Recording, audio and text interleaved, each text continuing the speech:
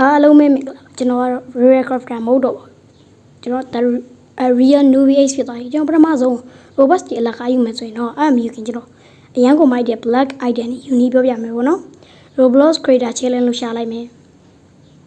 ကျွန်တော်ရဲ့ဒါလေးပေါ့နော်အဲ့မှာဒုတိယမြောက် icon ဘယ်လိုပြောရမလဲဒါလူစောပုံနဲ့ပေါ့လေအဲ့ဒါလေးကိုနှိပ်လိုက် brother တို့က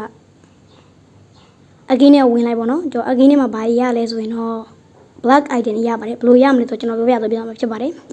စကိုင်းအောင်လွဲကုန်ကျွန်တော်ဟိုမှာ challenge ဆိုပြီးအဲ့ဒါတွေကိုပတ်ဖြီလိုက်ပေါ့ဗျာ brother တို့ကြိုက်တာဖြီလိုက်မှန်ရင်လည်းမှန်မယ်မားရင်လည်းမားမယ်အဲ့ကကျတော့ကြိုက်သူတို့သာဖြီဘာမှဖြစ်ဘူးအကုန်ပြီးပြီဆိုရင်တော့ကျွန်တော်တို့ထွက်လိုက်ပေါ့နော်ကျွန်တော်ဘာတွေရလဲဆိုရင်တော့ဖြင့် avatar ထဲသွားမယ်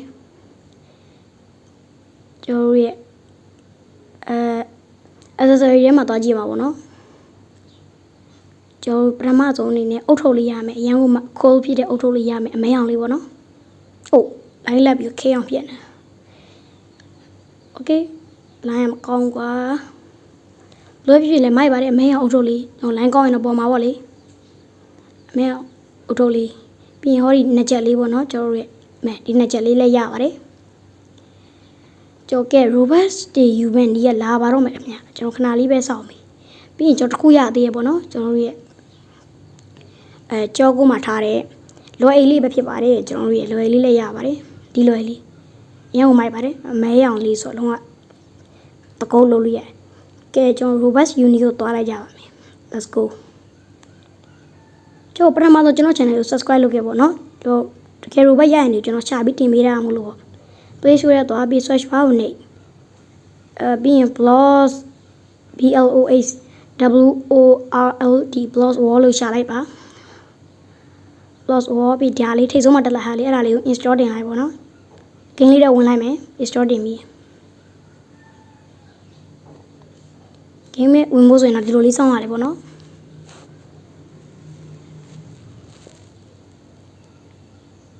နည်းနည်းကြာတယ်ဒီ game ကကြာတာပါ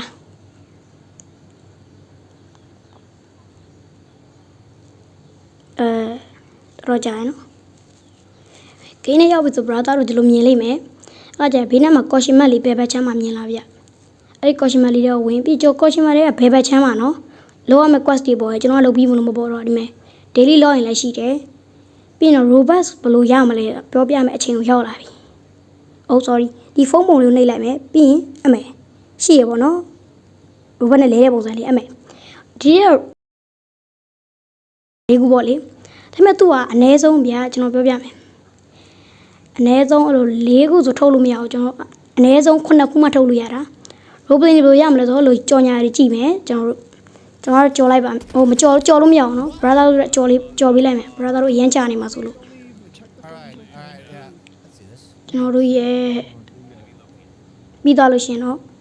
ဟောဒီမဲ့အဲ့လိုလေးလဲတယ်ကျွန်တော်ကန်ကောင်းရင်တော့50ပေါက်မယ်100ပေါက်မယ်20ပေါက်မယ်ကန်ဆိုရင်တော့မီနေတိုင်းမဲ့လေပြန်ဆိုရင်တော့မီနေတိုင်းမဲ့ပေါ့နော်အဲ့လိုရဖို့900တိစုမယ်ကျွန်တော်900စုပြီးပြန်တွေ့ကြပါမယ်အားလုံးပဲ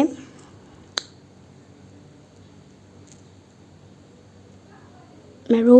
Roblox account နဲ့လည်းချိန်လို့ရတယ်မယ်ဟုတ် sorry ဘယ်ရောက်ကျွန်တော် Roblox account ရောက်သွားပြီပေါ့နော် Roblox account နဲ့ချိန်ဒီဗီဒီယိုရဲ့နောက်ဆုံးနေရာကျရင်မကြော်နဲ့နော်နောက်ဆုံးနေရာကျရင်ပြောပြမယ် Roblox account နဲ့ဒီ game ကိုချိန်ဒီကိုကျွန်တော်တို့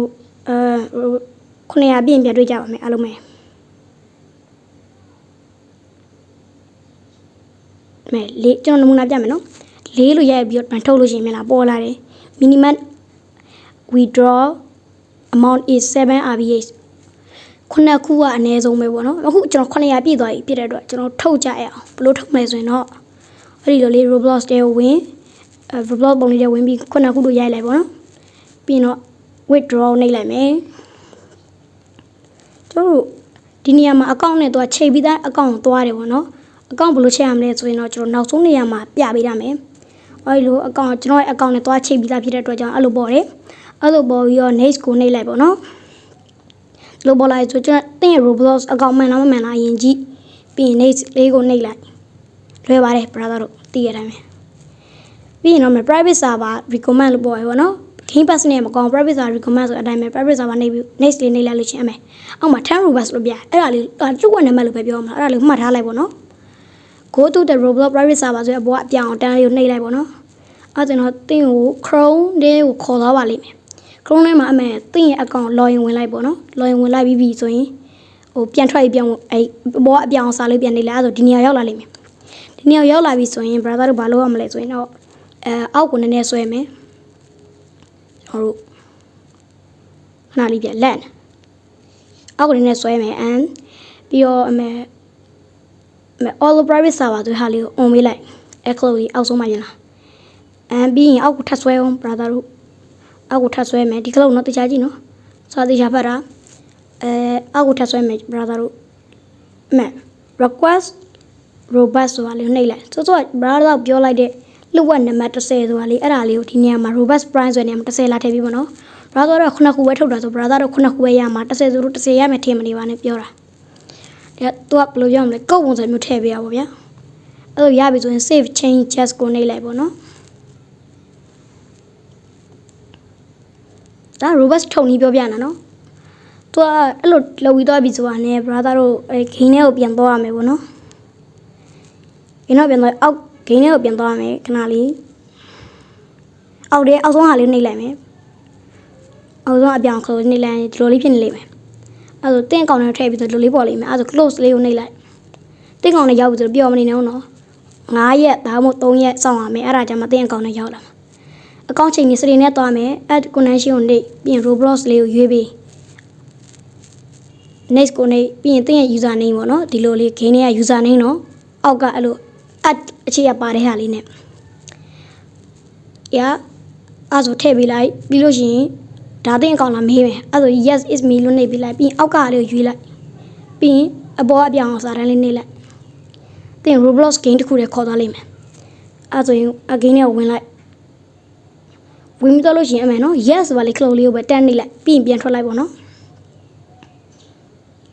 အတန်းစတီဘာညာပြောလိုက်မယ်အဲ့ဖတ်မနေနဲ့ထွက်လိုက်ကြာလို့ပြီးရင် game နဲ့ပြန်သွားပြီးအဲ့စင်းအောင်လေးနှိပ်လိုက်တန်းနှိပ်လိုက်ရပြီအဲ့ဆိုတင်အကောင့်နဲ့ချိန်ပြီးသွားပြီကျွန်တော် channel ကို subscribe လုပ်ခဲ့ပါတကယ် robust ရပါတယ်အားလုံးပဲနောက်ဗီဒီယိုမှာပြန်တွေ့ပါမယ်အားလုံးပဲ bye bye